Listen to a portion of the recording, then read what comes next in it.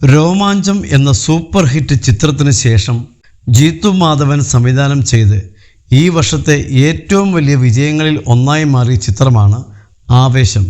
Re introducing Faf എന്ന tag ലൈനിൽ ഫഹദ് ഫാസിൽ പ്രധാന വേഷത്തിൽ എത്തിയ ചിത്രം രംഗൻ എന്ന ഗ്യാങ്സ്റ്ററിൻ്റെ കഥയാണ് പറഞ്ഞത്. ചിത്രം തിയേറ്ററുകളിൽ ഗംഭീര വിജയം നേടിയിരുന്നു.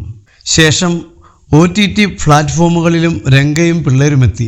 ഇതോടെ ഫഹദിൻ്റെ രംഗൻ എന്ന കഥാപാത്രം പാൻ ഇന്ത്യൻ ലെവലിലും ചർച്ചയായി.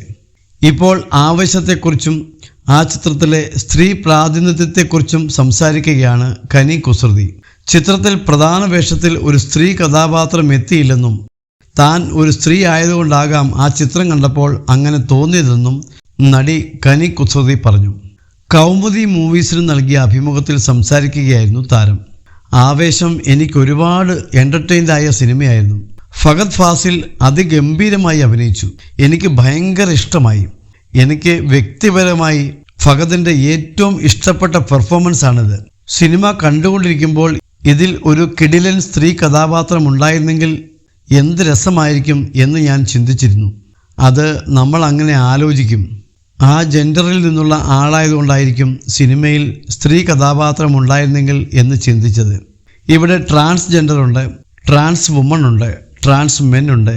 നമ്മൾ ഒരുപാട് ജെൻഡേഴ്സുള്ള ലോകമാണല്ലോ. അവർക്കൊന്നും ഒരു കഥാപാത്രവും എഴുതിയിട്ടില്ല.